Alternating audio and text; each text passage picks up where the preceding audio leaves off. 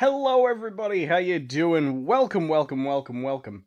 Welcome, welcome, welcome, welcome to the Minecraft stream. And as you can see, the thing is not loaded in because it was doing the funky robot sounds again. That seems to be, I checked my sound in advance, that seems to be a thing that's happening when I plug into my controller, my audio. So, I don't know, we'll see what's going on there at some point. I will find a solution to that. At some point in time. Maybe my controllers need an update, since that is the world we live in now, where you can update controllers. In fact, the PS5 is currently harassing me to update my controller every time I plug in, because apparently the cable I've been using to charge the PS5 controller is apparently not a data cable, so it won't update down it, which is frustrating. So I have to find the cable that came with my PS5, which is, you know, it's annoying. But other than that, everything's well. How are you all today? Are you happy? Are you bright and shining? I need some sand. I'm gonna get some TNT today, and we'll start working on... we're almost done, really, with this long, long road. I've got to lay some dirt down. In fact, I might do that... Nighttime! Okay, it's nighttime straight away, so we're gonna do... Let me get far away from this village. We're gonna do some creeper hunting first today. Then we'll do some TNT blasting. Then we'll do some dirt laying down. Then we'll hop over to the other side, and I think we'll be pretty much finished. I am fairly sure we are finishing up this... I keep saying that, but it's because I keep doing these short little streams. I should stick with one and be like, I am not gonna leave until I've done everything I intended to do. But then I'm like, yeah, bored now. Bye! Hello to Adam Bassem. Hello to Lose Corner. Hello to Online Gamers. Hello to Sinister Minister. How are you all doing today? Are you well? I hope you are. If you are new here, this is a solo survival series where I play Minecraft in survival, solo, every day. And that's pretty much what I do. And I talk to you guys. It's not that complicated. It's pretty simple, really. I don't really need much of an introduction. I'm out here hunting creepers so that during the days I can blast. I've got this huge section to dig, and just... aside from anything, it's really, as much as anything, it's an opportunity to just do things a little bit differently.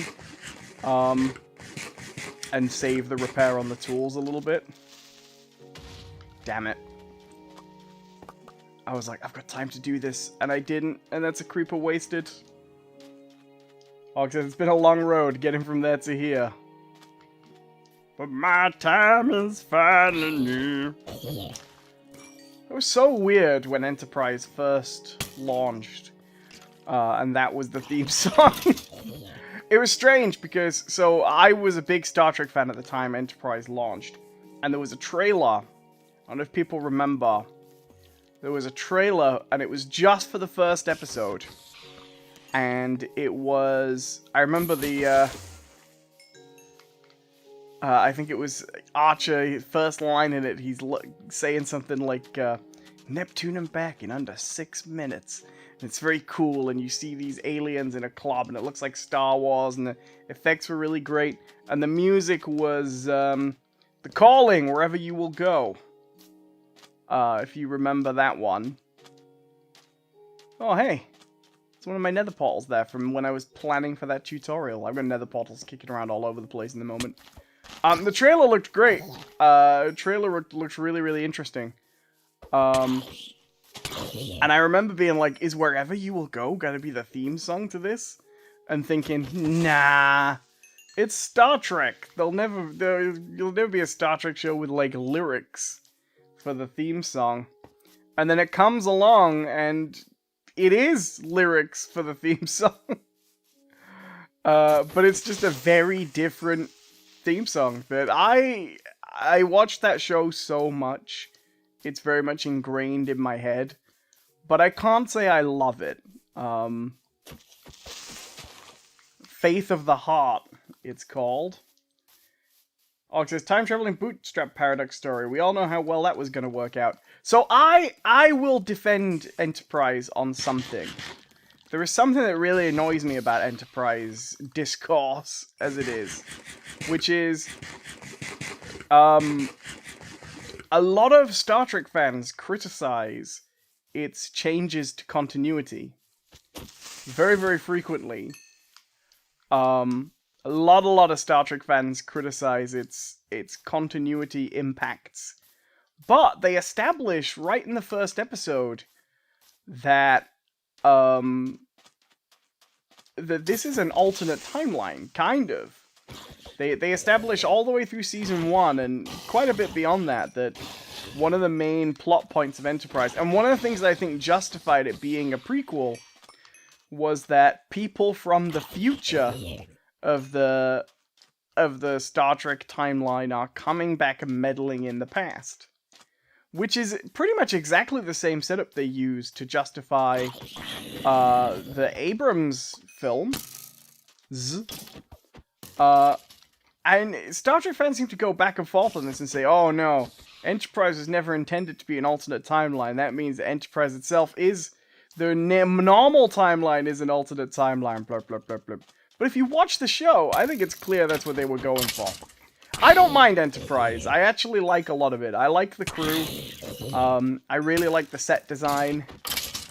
I like a lot of stuff about the characters. This is a very unpopular thing, I think, about Enterprise, but I actually really like it. I like their choice to depict relations between the humans and the Vulcans as fundamentally fractious and paranoid. But the idea of depicting the Vulcans as, you know, it's the Andorians who the Vulcans always call paranoid. But in that show, because I don't think you can always view everything like a connected universe, you know? The fact that Star Trek TNG and Deep Space Nine and Voyager roughly fit together was fine, and it's okay. But Enterprise, I think they wanted to free themselves from continuity a little bit and establish a different tone. And, you know, Deep Space Nine had that Cold War thing, but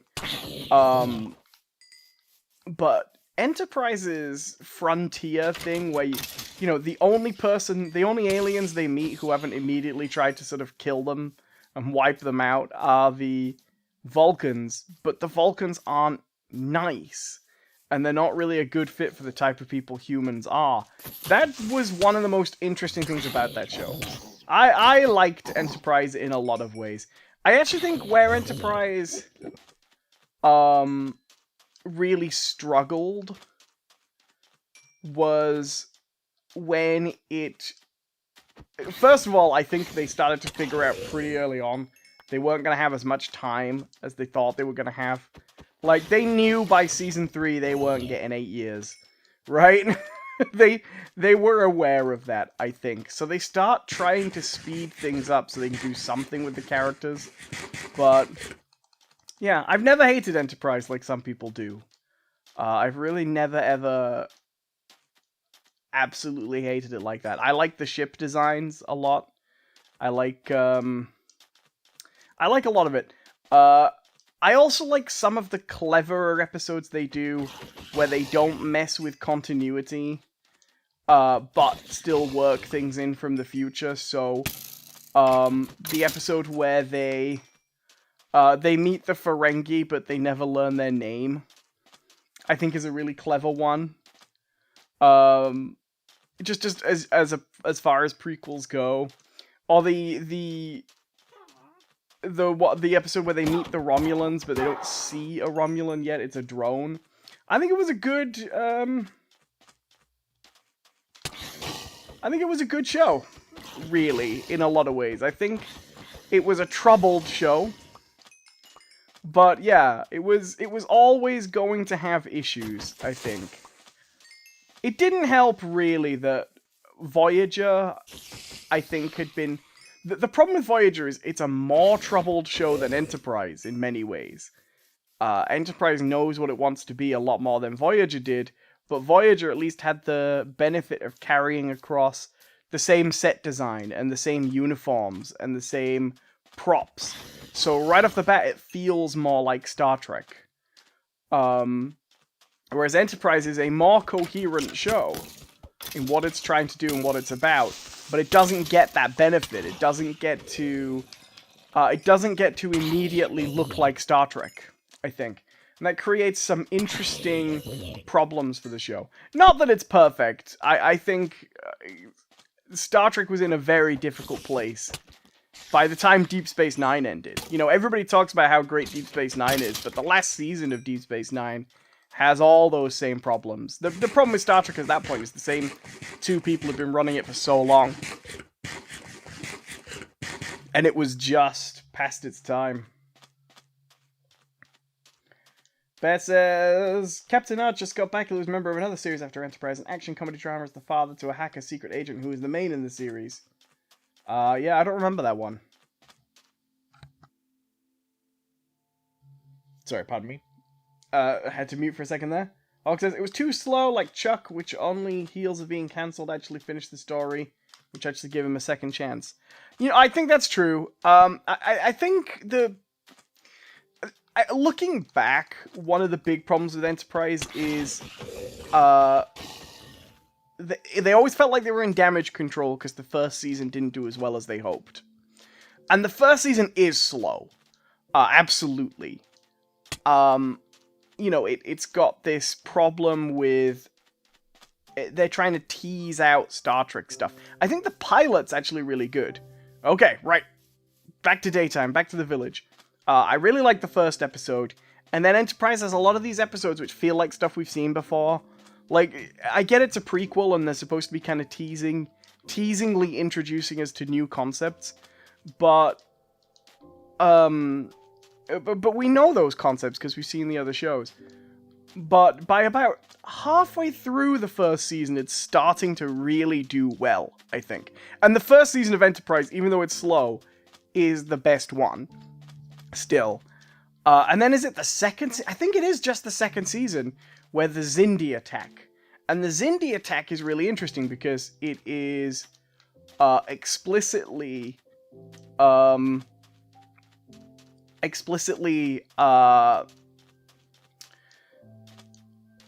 stated that this is a change. The Xindi attack would not have happened were it not for the temporal Cold War that's going on. And all this stuff. And that's really interesting, I think.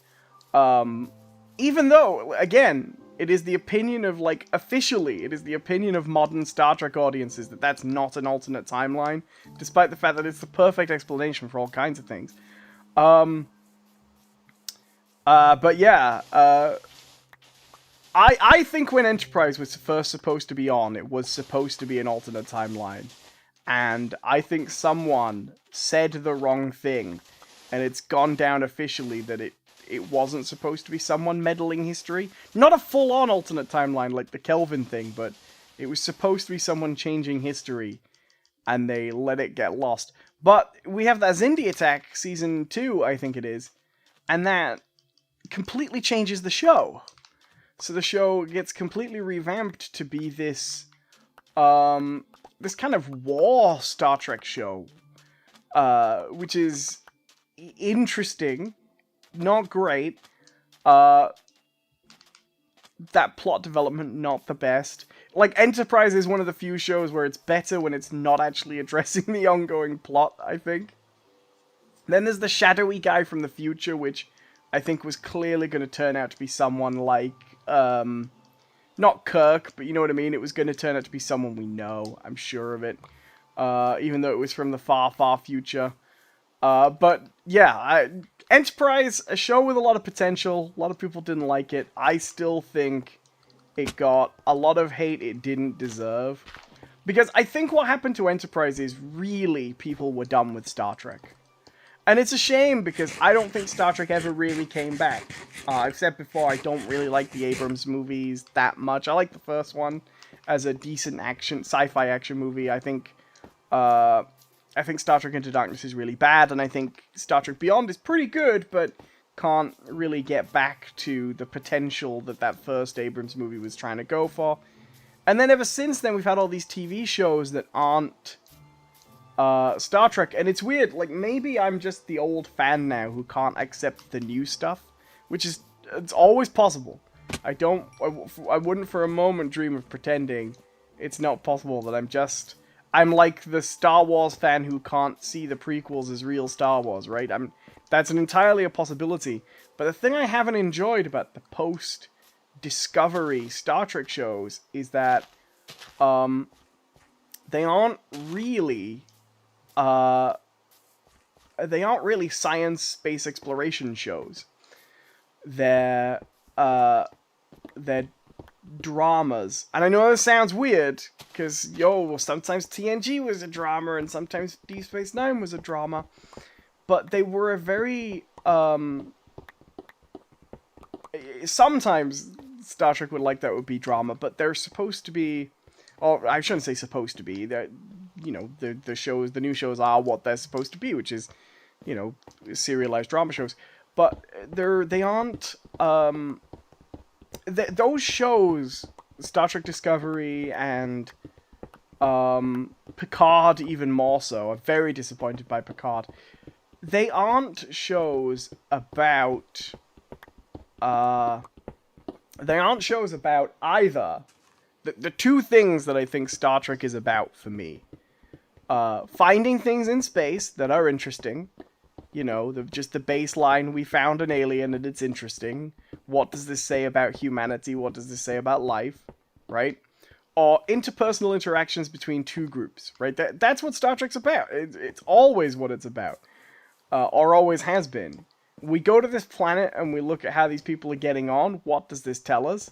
Or we go to this planet and there's some unusual phenomenon. What does this tell us about being human? And the new Star Trek shows aren't interested in questions like that. They're very much shows about, here's a group of characters that are going to have twists and turns, and some of them are going to die, and some of them aren't going to die, and some of them are going to fall out with other people, and some of them are going to want to get promoted and get angry at other people because of the promotion. All that stuff, which did sometimes happen in Star Trek, and was there for you to get an appeal to, but the show was about stuff. And a lot of TV shows aren't really about anything these days except interpersonal drama. And that's fine if you like that kind of show, but it's like, this is why I'm always trying to get across to people why I'm not really interested in The Walking Dead. Because The Walking Dead isn't a show about... The Walking Dead isn't a show about how does humanity survive and what does that say about humanity. The Walking Dead is a show about who's going to die next, and will that get you to tune into the next week's show. And that's what the new Star Trek shows are. That's what a lot of TV is now. These days. It's not just post-Game of Thrones, but it's very much part of that. And I just not interested in that for Star Trek, I have to say. It just doesn't appeal to me. It's not even like Breaking Bad, right?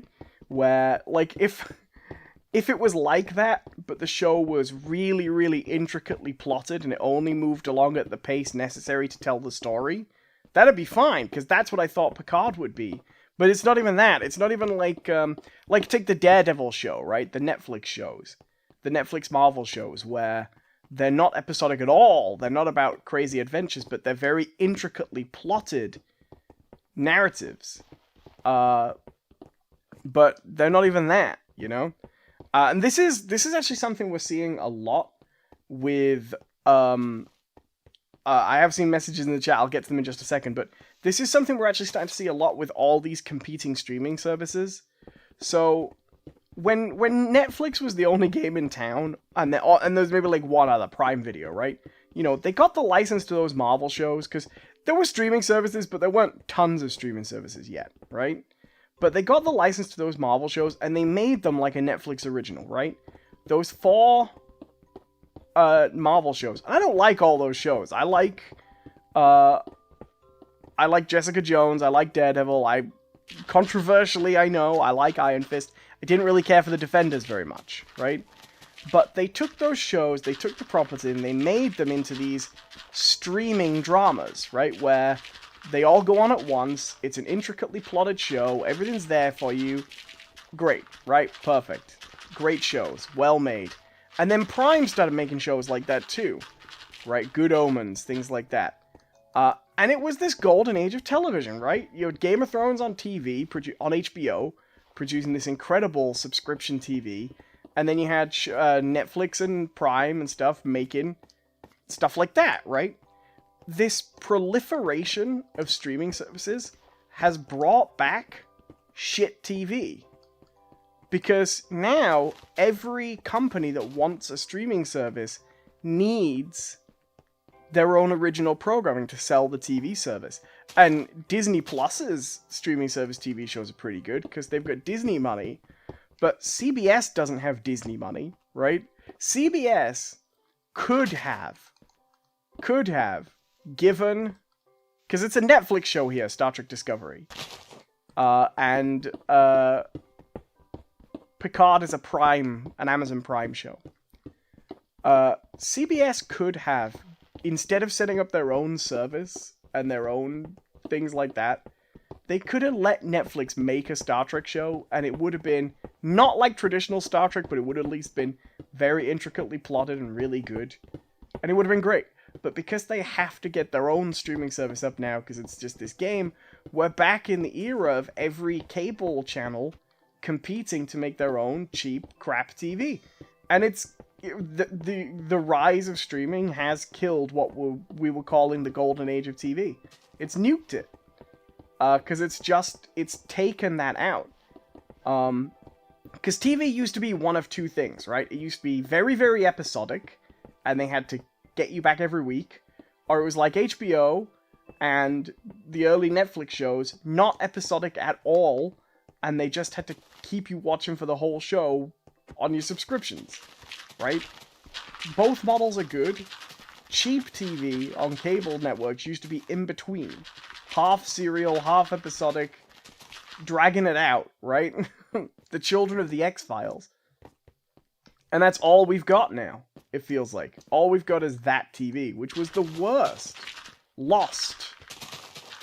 That's the problem with Star Trek Discovery. It's a show like Lost. Anyway, let me see if I can catch up with the chat a little bit. Hello to MT Coalforge, how you doing? I'm just moaning about Star Trek Discovery and those shows again. I do not care for them. The new Star Trek shows. Og says, I won't get into how conveniently Voyager ended. Yeah, you know, I always thought that was strange. I don't mind the last episode of Voyager as an episode. Like, it's fine. Like, if you were gonna do a Voyager movie, right? I think that would be almost better, right? For that plot, don't make that the last episode of the TV series.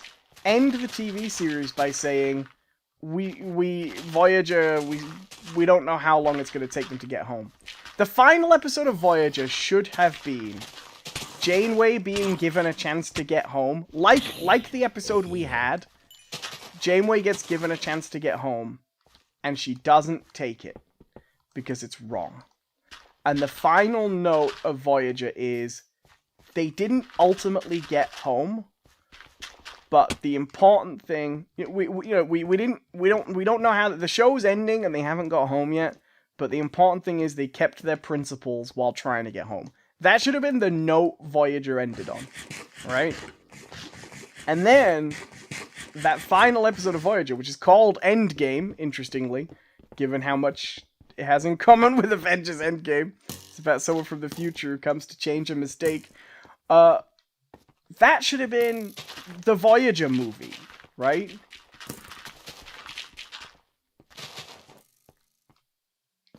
A self-contained story. That doesn't matter as much if it feels like it came out of nowhere then. I can't believe I didn't use any of the TNT. It's nighttime again. Doesn't matter if it feels as much like it came out of nowhere then, because you're in a movie. You're not on the next episode of the TV show. Anyway. Hello to Mr. Joker. How you doing? Welcome. Dokin Nico says, hello, what is better, self-study or university? I loved university.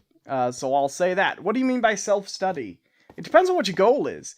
If your goal is to just learn something, go self-study it. You can do it for free. We are very, very, very blessed to live in a time where if there's something you really want to learn how to do, or you really want to learn about, you can go do it now.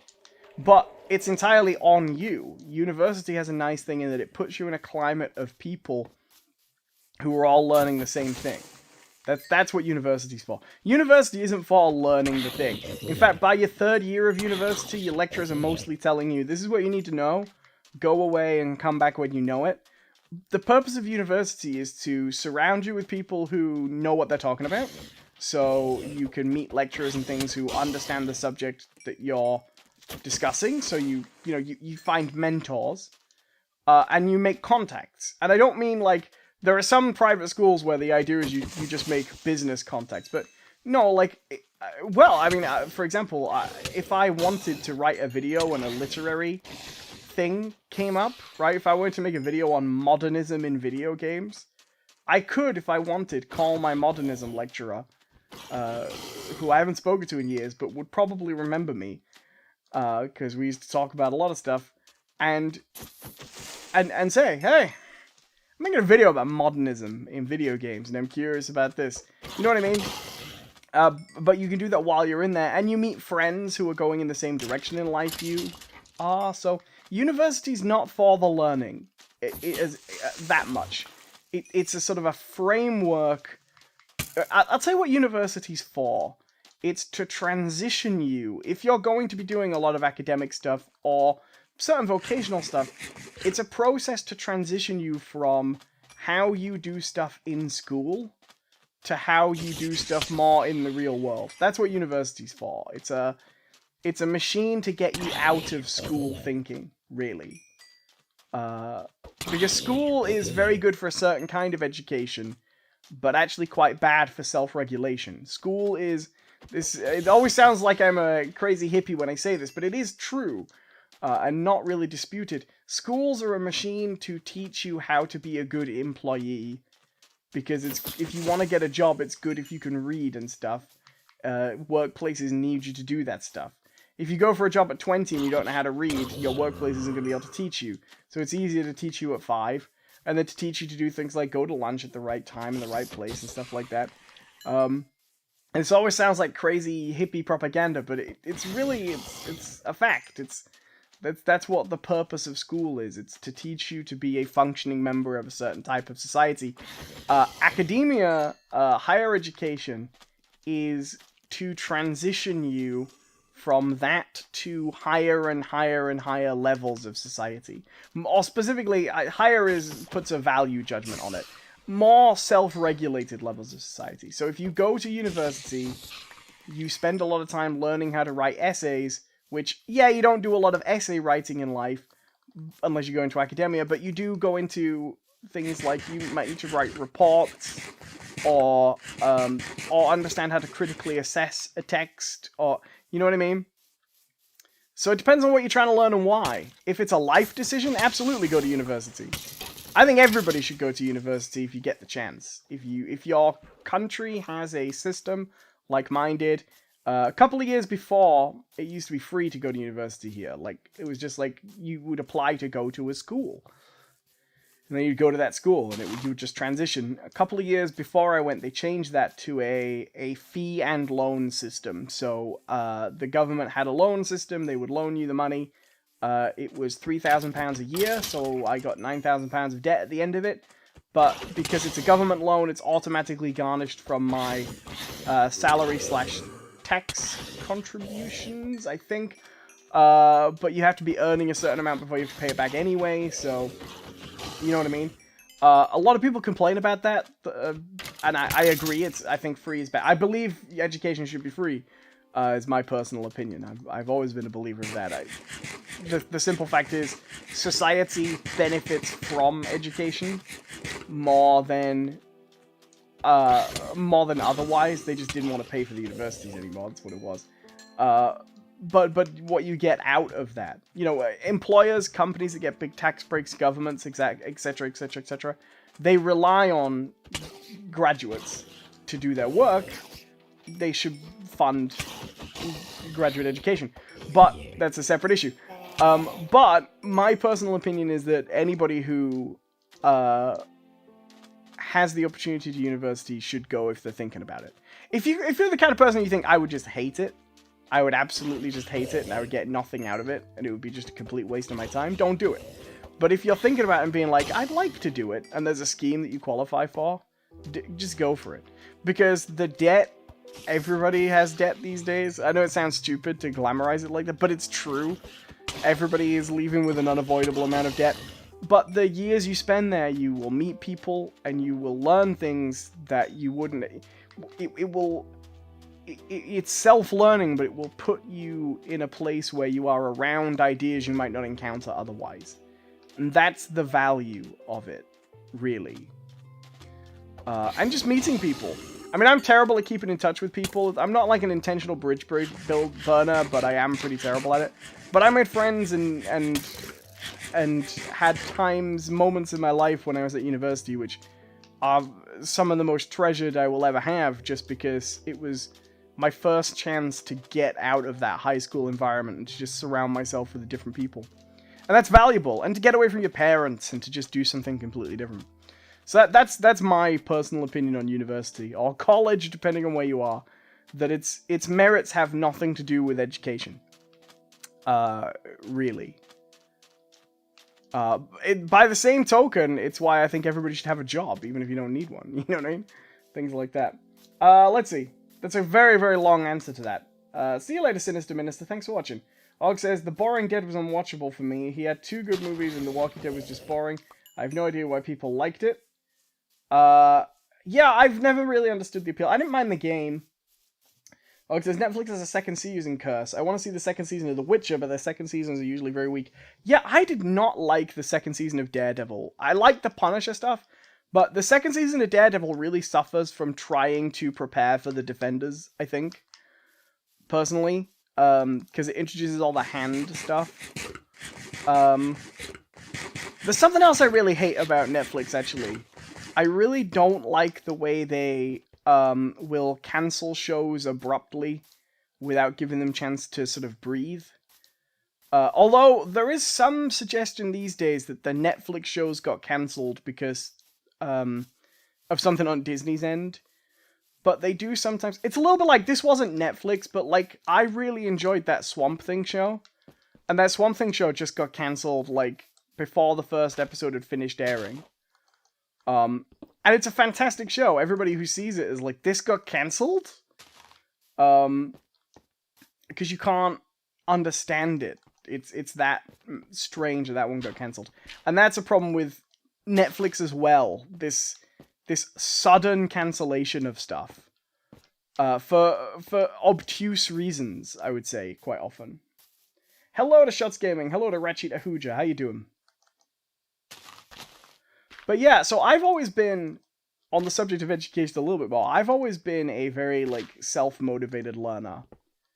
I like to learn things. Partly it's because I go through periods where I'm very, very, very heavily interested in something, and then I'll bounce off really quickly, like it was never a thing I was interested in at all. I'll flip between things. It's why you have to be very careful not to take a thing I say seriously the first time I say it, which is not a very noble trait to have, but it's true. I will bounce off an idea faster than people will think because of my level of excitement. I don't have like that. I found it, my life goal. In fact, I'm always... one of the things I've been thinking of doing is I want to make a second skill, if you know what I mean. I want to pick a skill I want to learn and try and devote my life to mastering it and just picking this one thing, and it can be like my backup if one day it's just not viable to be a YouTuber anymore. I've got this skill, this fallback skill. And I decided this was a wise thing to do about 3 years ago. And in that 3 years, I've completely started learning and got not terrible at like 5 different things, but taken none of them to mastery level. That's the kind of person I am. It's very difficult for me to focus on one thing and be like, this is my thing. But I love to learn. And there are times when I think, hello to Zydan, how you doing? When I think, you know, looking back, I probably could have saved myself some time doing, like, this one thing instead of all these other things, you know? Maybe I shouldn't have gone to university and done this. Maybe I should have done this and done that and done this. But in retrospect, I don't really regret any of the things I've done in my life, if you know what I mean. I don't really regret mistakes I've made, sure, but I don't regret, like, career choices and things like that. I've always managed to sort of move forward to something interesting. And I think that's a thing that's worth taking as an approach. Everything you learn is a little bit valuable. Like, okay, a few months ago, probably more than a few months ago now. Hello to Jason Feeney II. How you doing? Probably more than a few months ago now. I was really getting into learning how to use Blender. Now, I haven't done anything with Blender since that time I was really learning to use Blender, despite the fact that I annoyed everybody on stream making people listen to me talk about Blender and how I was thinking about building a render farm out of old servers just to see if it was feasible and things like that, right? I had a whole thing and stuff like that. I don't remember, not only am I out of practice with Blender, I don't remember anything I learned. It's gone, right? I haven't practiced it enough. I didn't retain it, the Blender information. If I wanted to learn Blender now, I'd have to start almost completely from scratch. But if I went to start from scratch, the stuff would come back, and the time I spent learning that was still of value. Because I learned a few interesting things. For example, I learned... Well, okay. When I was looking into making a server farm, I learned that you can buy old... Well, not a server farm. I was looking into building a render farm. But I learned that you can buy old servers on eBay incredibly, incredibly cheaply if you ever want to hook up for a thing like that. Now that is sort of useful information. If, like, I've since thought about other things I could do with that. When I move and I have a space to put it together, I'm going to do it as a project. Even if I don't end up building a render farm from it, I'm going to buy a bunch of old servers. It's just something I'd like to try, because I want to see. But, even though I don't... I'm not doing the Blender stuff. I learned things that were interesting. I learned, for example, a lot more about how 3D graphics works, if I ever want to incorporate it into a project. Even if I don't remember the exact controls to put a thing together on Blender, I learned about how much time it takes. I learned... Oh, John, I'm not going to dig this off. I'm going to fill the dirt in. This is a thing I need to do. So yeah, all that time spent, it didn't end up being my one thing, but I learned a lot through it that was actually quite useful information. So self-motivated learning, I think, is something you should never stop doing. But then I guess it's easy for me to say, because it's something I never stop doing. I am the kind of person where I will read a thing, it will trigger an interest in me, and that's it. Like, my life is devoted to that one thing now. I don't really get a choice over it. It's why, for example, some days you'll come into the stream and I'll be like, I've been playing guitar lately, and then I will just talk your ear off about guitars, even though no one else is interested. Days like that are days when my brain's been hooked onto that loop. And it doesn't come off again very easily. It's a very tricky process. NC Kovac says, I was just wondering if you did any more with Blender. Yeah, I never did very much with Blender. I did that tutorial, the Donut Guy tutorial, and I did some work with that. I don't know if Blender's for me. Really. I liked it. I liked what I did with it. I was really, really impressed with the donut tutorial, and I liked making that donut. And as I got to progressing further than that, as the tutorials got harder, what I found is that I didn't remember all the teeny tiny complicated details I needed to progress, if you know what I mean. Which is probably part of the ADHD thing. That's part of why I've been looking into it. So, but I did really enjoy it. It's something I'd like to look into in future. I actually just enjoyed rendering things. I know it sounds really silly. It's completely sad. I lost so much time because I rendered that tutorial scene where you have a donut on a plate and a cup of coffee, and that was nice. I liked it. It was a fun little scene. But then I would render it. I ended up buying a cheap second GPU to see if I could get the render times in. One of the things I just enjoyed with Blender was just playing to see how much I could get the render times down on this one scene rather than modeling more. And that's not really a skill you can, with, you know what I mean? That's not really a talent, being able to play with the render settings. But it did make me realize that I liked that kind of work. It's a thing I've been thinking about a lot. I love being a YouTuber. I really do love being a YouTuber. And I don't see myself quitting anytime soon. I like making tutorials, and I like making streams and talking to you guys and all that stuff. But I'm starting to realize that the thing that I want to add in my life, weirdly, it's a very strange thing. I started noticing, after I started doing that transcribing work, I want to do some work. You know what I mean? Which is not to say streaming isn't a real job. It is. It's entertaining. If you get paid for it, it's a real job. If people value it, that's great. But, you know, there are tons of streamers in the world. There are lots of people who could do this. But it's not a job you can sit down and be like, okay, I'm going to sit down and really knuckle down and do something and make some money and help some people. You know what I mean? It's almost intangible. You talk, the views go up, you get a little bit of popularity, the views maybe go up next time or they don't. And lately I've just been feeling like, man, I wish there was a way I could just do some... Oh, I'm sitting here being like, I better get some dirt to put in the side here. How about you dig off the dirt that needs digging off for your project, Owen? How about you do that? You chump.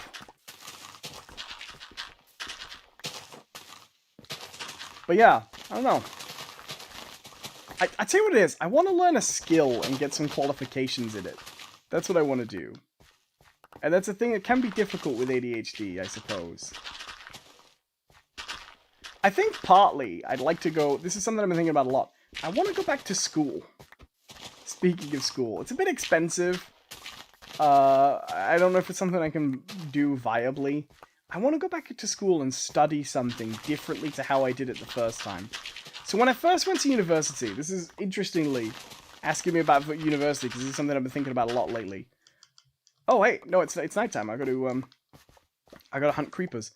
When I first went to university, I went and I studied literature. And the reason I did that was I was very good at literature in high school. I did English lit, and I was pretty good at it. In fact, I got full marks on one of my things. I don't remember which one it was, but it was one of my literature things. And my teacher said it was the only full marks for a thing they'd ever seen, which is, particularly for literature where it's sort of open to assessment, it's supposed to be not really like a thing you can do. But I was really good at it, and it was the one subject I was really, really good at. The reason being, before people think this makes me really intelligent, I will tell you a secret about literature.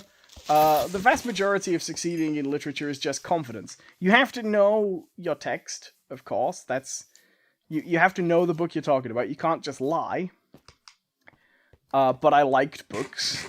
I still like books. And I like talking about stories. If you know my stream before, I like talking about narratives and themes and ideas like that. So I did pretty well in literature because I just liked books, and I liked talking about them. I did pretty well in school, and I thought, I will go and do that in university, because I knew I wanted to go to university. I thought, I will do that. I got nothing I want to do afterwards. People would say to me, oh, did you want to be a teacher? Because apparently this is really strange. I don't know how this started, but apparently if you have an English degree, this is the thing people expect you to want to do. MC Coldflush says, I can definitely relate to the subject jumping. I also have that. I jumped from Blender to learning Python and Kali Linux. I'm always all over the place. And I'm exactly the same. I've done Python as well. Photoshop, learning to draw, learning to animate. I flip between things very, very rapidly. I want to settle and just learn one skill. That's what I really want to do. But yeah, so when I went to university, I didn't have any... I never knew what I wanted to do when people say, what do you want to do when you grow up? I never knew. I never had an answer to that. Because the truth is, I didn't want to do anything when I grew up, right? I know it sounds silly, but I wanted to do exactly the same as I was doing then. Watching TV, talking about TV, playing games. You know, that's what everybody wants to do, right? I never got it. I was never the kid that was like, I want to be a policeman, or a fireman, or a... I never wanted to be any of that. I never wanted to be a footballer. I never wanted to do that. The only thing I ever wanted to do, which I've realized recently, was, like, I don't believe in callings. You know, people say, I found my calling. But I realized recently the only thing I ever wanted to do that was like, this is the thing, you want to do it, you've always wanted to do it. The thing I always wanted to do as a kid was make things for people. I always wanted to make stories for people, right? Not just things. I always wanted, like, the first time I got a Garfield book, I read that book from cover to cover, and then I started drawing my own Garfield strips. That was what I did. That was my response to everything. If I discovered that there was a really good CD, I would try and write some songs like it. We never had a camcorder. If we'd had a camcorder, I would have made my own movies. But when my mum got her first digital camera, which is a really early digital camera, when my mum got her first digital camera, I used it to make, like, photo comic books. And that was always what I did, right? If there was a thing around, I would try and either write a version of it or make it. That's always what I wanted to do. Always. So I always knew that.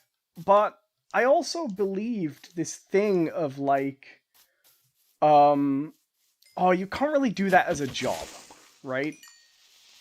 I know now that you can do that as a job, and I sort of do that as a job. I make entertainment for people. I don't tell stories as much. You know, I don't make fiction. But my job is making things that entertain people. And that's great. It is really great. But it's not... YouTubing is a skill. Absolutely. There is skill to it.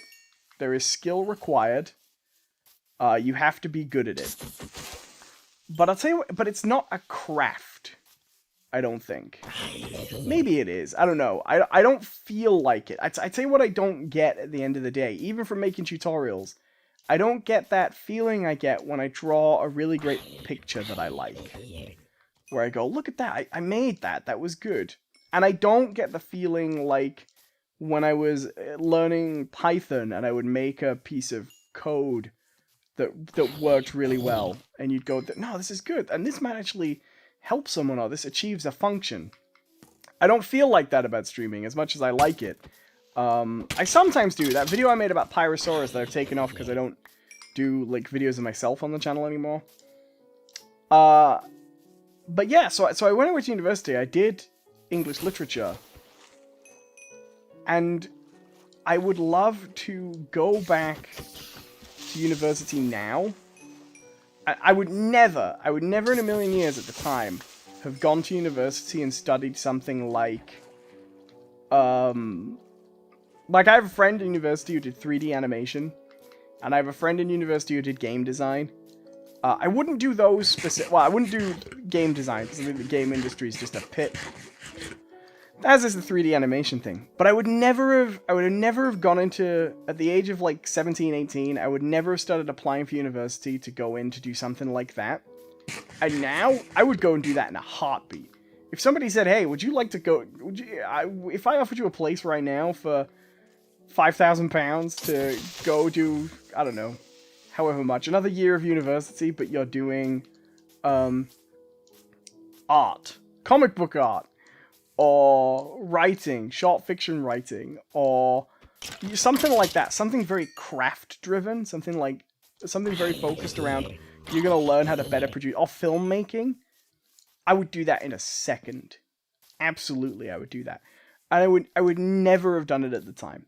Ever, ever, ever. Because as I get older, what I feel the pull towards, much, much, much more than I used to, is not having opinions about things, but doing things. And that is a big change for me. Because I used to love that. Having opinions about things is easy, right? People ask you, do you like this movie? No. Why? Talk about it. Do you think this movie has interesting themes? Sure. Why? Talk about it. I still love that. It doesn't feel like work anymore, you know? Doesn't feel like, to me, and this is not a criticism of anybody else who, like, you know, movie critics or literary analysts or, you know, academics, anything like that, that's fine. But it's not what makes me feel fulfilled anymore. Definitely. And so I've been... Yeah, I don't know. I'd love to go back to school and do some kind of filmmaking. Or animation. I think that's what I would do. If somebody said, you can go back to university. You might have to pay for it, but you have a guaranteed spot, right? And you can go and do any subject that you wish. I would go do, like, 2D animation, I think. I think that's probably what I would study. Or something like that. And the thing is, I could self-study that. But self-study is hard. It is difficult. And of course, the real thing is you've got to self-study anyway. You have to get to that point anyway. If you ever want to, like, completely adopt a skill. But, yeah. But I don't know, I think 2D animation is the one I would pick right now. But that would flip completely from day to day, right? Absolutely. On a different day, in a different mood, it would be a different thing. And I think that's my problem when it comes to, like, education and stuff. Okay, so I'm gonna lay this dirt down. I'm gonna dig this side out here. But yeah, that's absolutely one of my weaknesses when it comes to picking something like that. I think if I could make one change to my personality, it would be that. Can there be just one thing I would love to make as a skill? And be like, this is the one thing I would like to do. And have me settle on it. Have me not flip between different things.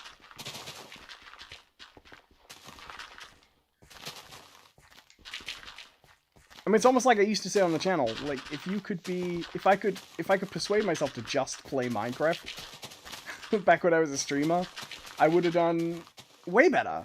But I can never settle on that one thing. And that's a difficult thing. And that's partly why university is better than self-study, I guess. It's no longer up to you to just do it. This is a long ramble, by the way. We're just talking about stuff. Chill now. Feel free to drop in the chat. Talk about whatever you want. Say hello. You don't have to talk about whatever I'm rambling about. I really liked Python, but when I was doing it. Programming in general. But my feeling was I didn't know if I would ever be... I didn't know if I would ever get to the point where I would be like, okay, I can probably do this as a career, you know?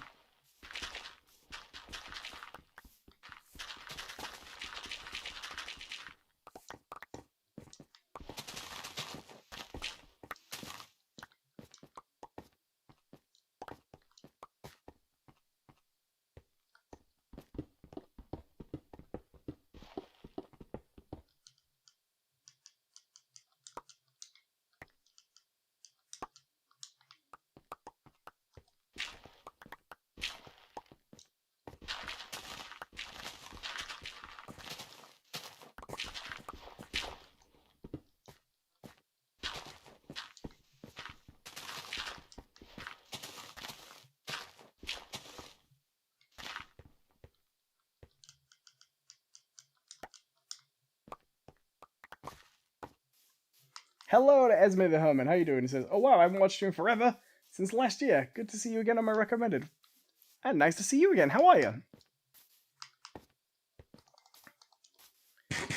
So on that subject, I used to think this was a recent...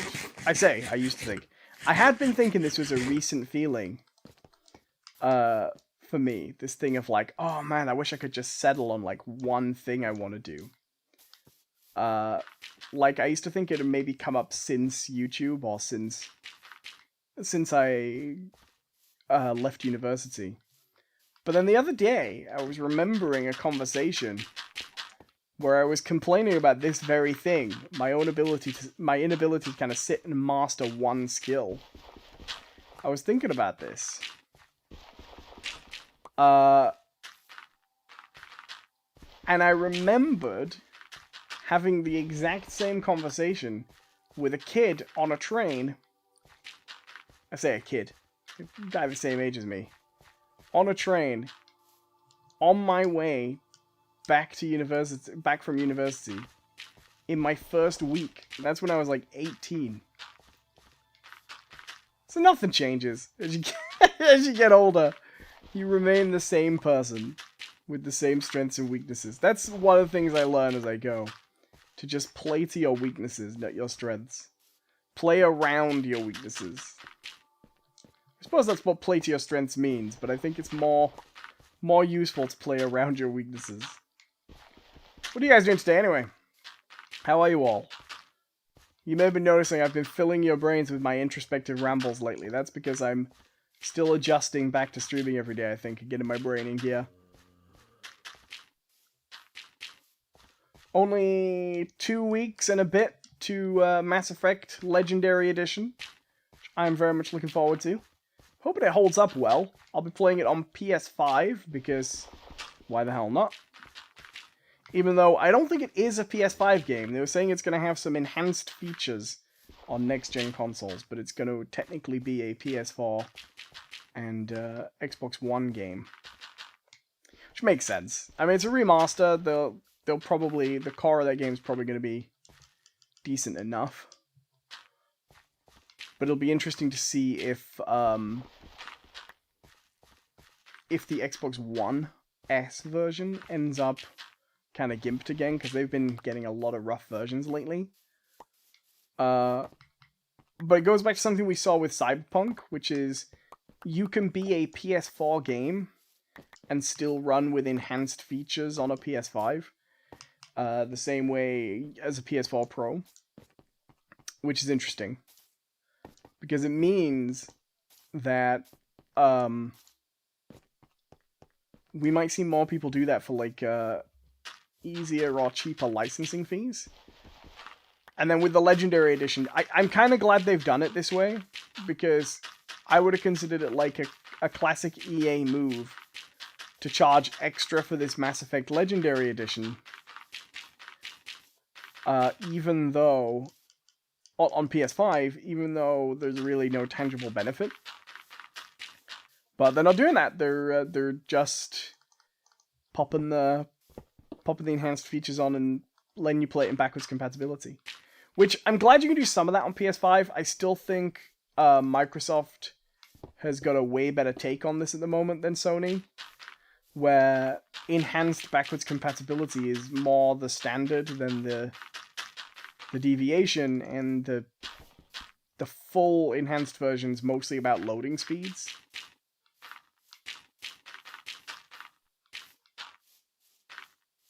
Which is why we just, I would say the backwards compatible version of, not the backwards, the enhanced version of It Takes Two, which John and I were playing the other day, looks fantastic, even though I'm only on Series S. And Outriders too, looking pretty solid. I'm glad that on Series S they seem to be prioritizing, when you get an enhancement that isn't on Series X, it seems to be frame rate, not resolution, which is good. I'm all in favor of that. And we've started getting more of those FPS boost games too, with a few coming to 120 FPS on... Although this is interesting. They got a few games getting 120 FPS frame rate boosts on Series X at the moment, but dropping from 4K. So you can choose if you want it to. You turn it off and... yeah, you gain 120 FPS but lose 4K. Which, I think in some cases, like, I would take that if I had the 120 FPS TV. I don't, but I would choose that. I would choose the more solid frame rate, obviously. But it's interesting that's still proved to be a little bit of a... It's kind of like how that 60 FPS Skyrim patch works great on Series S or Series X, but because on Series X it's then trying to run at 4K 60, you actually end up at 1080p with a more consistent frame rate on Series S, so you end up in this different position with it. Alright, let's get a little more dirt. But yeah, you know, kudos still to Microsoft. The efforts they're putting into making those backwards compatible, the backwards compatibility on all their Xboxes. They're still doing a great job. I just wish it would work for Arkham Origins without the disc in. This is a thing. I don't really get why this is a thing, but I'm frustrated by it.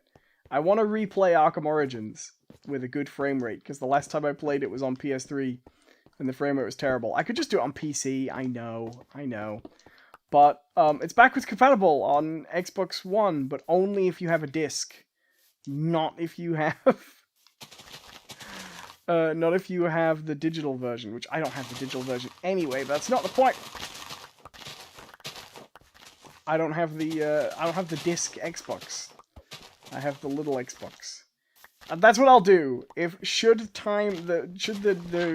it come to pass that I end up with a Series X one day, I will buy Arkham Origins on Xbox and do it that way. Because the frame rate on Arkham Origins on console sucks. But I could play the PC version, but I don't want to do that, you guys. I just don't want to. I'm annoying like that.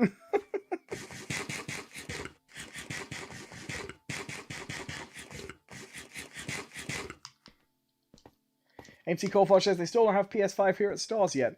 Yeah, I mean, they sell out pretty quickly here, too.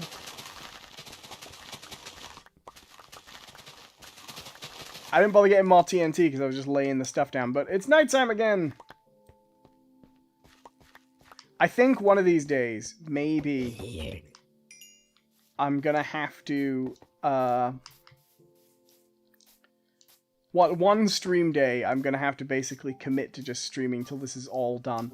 Mind you, it's still ticking along. Let's get some more TNT. It'll be fine.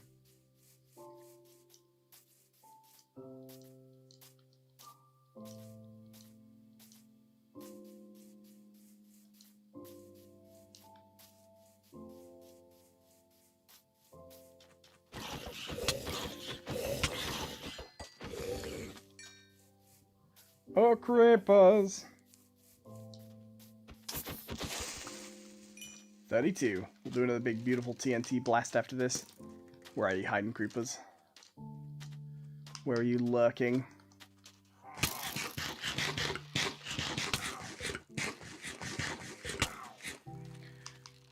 I just realized the phantoms will be attacking soon. I'll have to, there's one. I'll have to make sure I skip the night at the end of this night. If I can be good. I mean, I will tell people what I've been telling people constantly, which is don't rush to get a PS5. I love a Series S, but if you have a choice between the two, if you cannot find a PS5, you can only find the Series S. The Series S is great. I feel like I don't want to be characterized as being critical of the PS5, but like it had a really stupid software bug until quite recently. They only just fixed where uninstalled games stayed on the dash. It has not a great UI. You can't hold the power button to turn it off, which mildly annoys me, but it's full of little things like that where it doesn't work as you would expect it to. Whereas the the Series X and the Series S are identical, but the Xbox is, if you've had an Xbox in the past, a delight. It is just the same console with everything you had on the previous one running better, basically. I still miss Series X enhancements on... Sorry, One X enhancements on the Series S, I will say. I still miss games running in higher resolution. I wish they'd found a way to make games that had 1x enhancements run at 1440p instead of 4K. I really wish they'd found a way to do that. Because some of the Xbox One games that don't have 1x patches ran at such a they ran at such a low resolution originally that it's just sort of embarrassing playing them. Like, I'm really enjoying Need for Speed Heat at the moment, but Need for Speed Heat is a surprisingly ugly game in its 1S version. At times, not always like that. So I do wish. Do you know what I wish? I wish they would at least make 1X games run at a minimum of 1080p. That would be nice. So that's the one flaw with the Series S right now. The one flaw with the Series S is Xbox One X games don't run out. It's because it can't handle 4K resolutions, right? Which is absolutely fine. I totally get it. But if it had found a way to get to 1440p or to just not be stuck with the 1S versions, in a lot of cases it would be dramatically improved. But it's not really the console's fault. It's because games that are coming out with updated patches are hitting much nicer resolutions than 1S. It's mostly that RAM limitation that's giving it a hard time. But terrific console. Really good.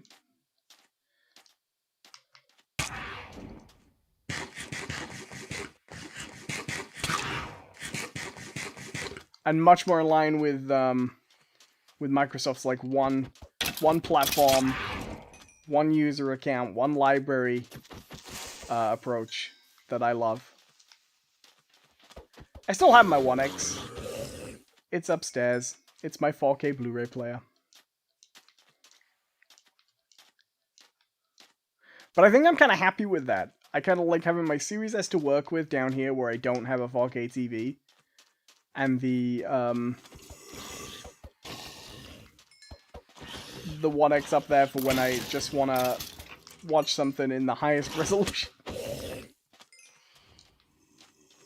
The important thing, I think, is that the Series S is still powerful enough that it fixes all of the Xbox One's frame rate issues, which it does beautifully. And one day I'll end up with a Series X sitting here. I know. I'm too much of a I'm too much of a console hoarder to do otherwise.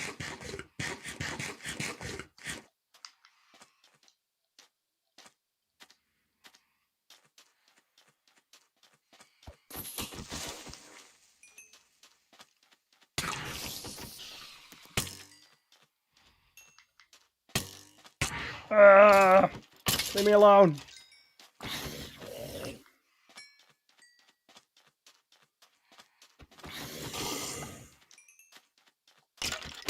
Where are all the creepers, you guys? Okay, where's the moon? I can't see which way that's going. Okay, right, that way. I've got to head back, because I've got to make sure that I'm skipping the night here so that we don't get too many phantoms. So